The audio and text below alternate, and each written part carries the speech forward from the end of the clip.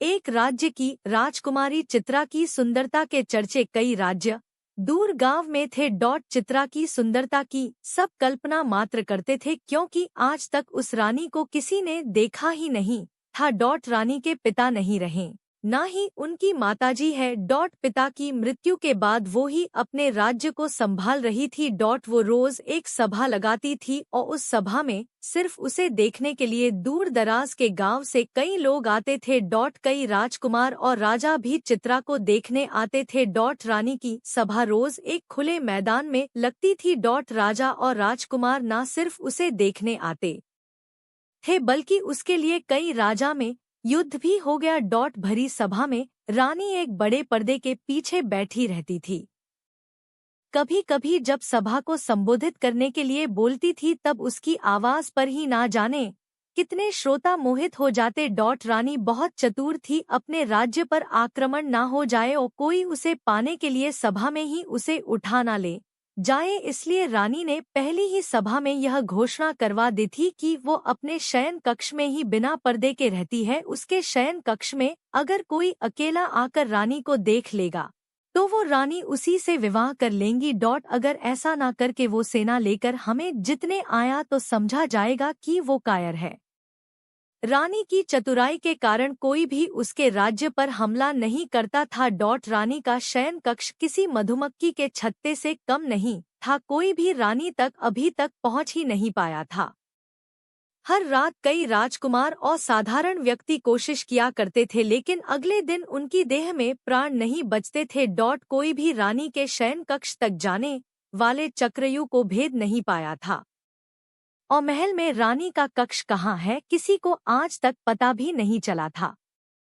रानी के सैकड़ों पहरेदारों की नजर से कोई भी नहीं बच पाया था। बस रानी की सुंदरता सबकी कल्पना में ही थी। रानी के लिए ना जाने कितनों ने अपने प्राण गंवा दिए, लेकिन कोई भी रानी की सुंदरता को देख नहीं पाया। उसी राज्य में एक युवक था जिसका नाम था सरस। युवक बड़ा ही साधारण था लेकिन बुद्धिमान था। उसे इस तरह एक स्त्री के लिए लोगों का मरना बड़ा दुखी करता था। वो कई को समझाता भी था कि दिन रात एक अनदेखी रानी की इतनी चर्चा करना बेकार है। लेकिन शायद ही वो किसी को समझा पाया हो। एक सुबह उसके गांव का एक नवयुवक रानी को देखने की चेष्टा में अपने प्राण गंवा बैठा। वो युवक सरस का मित्र भी था। उस दिन वो रोया भी और मन में बस एक ही विचार कर रहा था कि इसका अंत कब और कैसे होगा। फिर उस युवक ने पूरी रात्रि विचार किया। सुबह वो रानी की सभा के बाद पहरेदार के प्रमुख से मिला और कहा कि वो भी रानी की सेवा में सेना में शामिल होना चाहता है। उस प्रमुख ने उससे कहा कि यह तुम्हारे बस का काम नहीं है, तुम्हें देख ही में जान गया कि तुम युद्ध के लिए नहीं बने हो। सरस बोला कि वो उसे किसी भी काम के लिए रख लीजिए। सरस बोला कि वो अच्छा भोजन बना सकता है, पहरेदार को रात्रि में अन्न पानी तो चाहिए ही होता है, वो जी जान से सेवा करेगा। इस तरह की बातें करके वो सेना के लिए भोजन पानी का प्रबंध करने वाले समूह में आ गया। करीब 6 माह तक वो मन लगाकर सेवा करता रहा। इस दौरान रानी को देखने की चाह लिए युवक भी आते रहे और अपने प्राण गंवाते रहे। फिर एक रात्रि लगभग 2 बजे उसने रसोई घर में खीर बनाई और सभी पहरेदारों को खीर वितरित की। कई ने मना किया कि उन्हें सचेत रहना, लेकिन उसने कहा कि आज कोई नहीं आने वाला है क्योंकि रात चांदनी है और कोई मूर्ख ही आ जाएगा। सभी पहरेदार को उसने खीर खिला दी। खीर खाने के कुछ समय बाद सभी मूर्छित हो गिर पड़े। सरस ने खीर में बेहोशी की दवा मिला दी थी। सरस अब रानी का कक्ष ढूंढने लगा। 6 माह से वो यहाँ है, लेकिन इतना सख्त पहरा और पाबंदी है कि उसे भी पता नहीं है कि रानी किस कक्ष में सोती है। कुछ समय बीत जाने के बाद सरस को अब चिंता होने लगी, क्योंकि नशे की दवा का असर कभी भी समाप्त हो सकता था। फिर उसे एक चौक में नीचे तलघर में जाने का रास्ता दिखाई दिया। वो जैसे ही उस रास्ते पर गया, वहां कक्ष के बाहर ही 2 पहरेदार और थे, जिसका उसे पता ही नहीं था। वो छुप गया और विचार करने लगा। फिर उसने दीवार पर अपना सर दे मारा और उन पहरेदार की तरफ लड़खड़ता हुआ गया।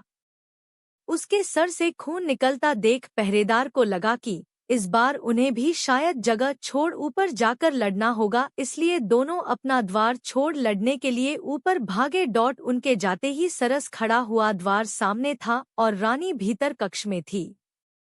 एक बार के लिए तो उसकी धड़कनें भी तेज हो गई। जिसे किसी ने नहीं देखा है उसे वो आज देखने जा रहा है। उसने द्वार खोलने के लिए द्वार पर हाथ लगाया और धक्का मारा, लेकिन वो द्वार नहीं खुला। द्वार पर नीचे एक बड़ा ताला उसे दिखाई ही नहीं दिया। उसने सोचा कि अब उसकी जान गई, क्योंकि कुछ समय में पहरेदार होश में आए जाएंगे और वो पकड़ा जाएगा। उसने कैसे सोच लिया कि जिस रानी के लिए इतने पहरेदार लगे उसके द्वार पर कोई ताला नहीं होगा। लेकिन फिर उसकी आंखें चमक उठी, क्योंकि पहरेदार की चाबी उनके भागते वक्त वही गिर गई थी। अब उसने बिल्कुल भी देर नहीं की और चाबी लेकर द्वार खोल दिया। कक्ष के भीतर आकर उसने द्वार जल्दी से बंद किया और फिर ताला लगा लिया। अब उसने पहले एक गहरी सांस ली, फिर आंखें खोली तो उसे दिखाई दिया एक आलीशान कक्ष। सुगंधित पुष्प भांति वो कक्ष सुगंध दे रहा था, लेकिन कक्ष में प्रकाश कम था। वो रानी के बिस्तर के पास गया। उसके कदमों की सरसराहट से रानी की नींद खुल गई और वो घबराकर उठकर बैठ गई। रानी के कक्ष में पहली बार कोई आया था। रानी ने पहले अपने चेहरे पर पर्दा किया, फिर लड़खड़ाते शब्दों से पूछा, कौन है? सरस बोला, अभी तक तो साधारण हूँ, लेकिन आपका मुख देखने के बाद हो सकता है कि साधारण ना रहूं। रानी घबराकर खड़ी हो गई। सरस बोला कि अब यह पर्दा क्यों? अब तो मैं इस शयन कक्ष तक आ गया, अब तो मुझे वो चेहरा दिखा दीजिए जिसने ना जाने कितनों की जान ले ली। अब तो प्रकाश में आ जाइए। रानी ने अपना पर्दा हटाया और प्रकाश में आई। युवक सरस ने देखा और चौंक गया, क्योंकि लोगों के द्वारा रानी की जिस तरह की कल्पना की जा रही थी, रानी उसके बिल्कुल विपरीत थी।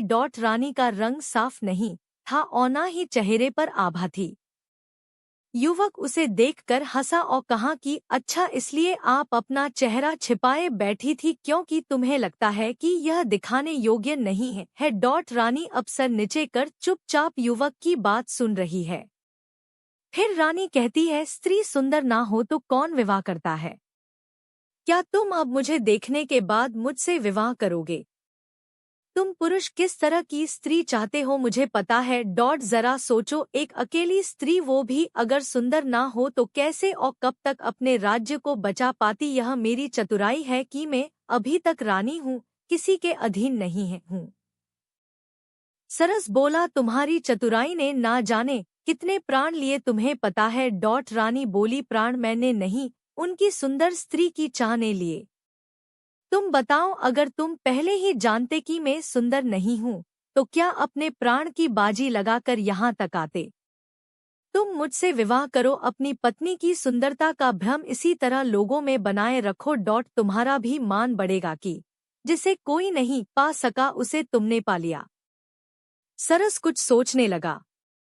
उसे सोचता देख रानी ने कहा कि तुम यहाँ से जीवित नहीं जा सकते, तुम्हें वही करना होगा जो मैं कह रही हूँ।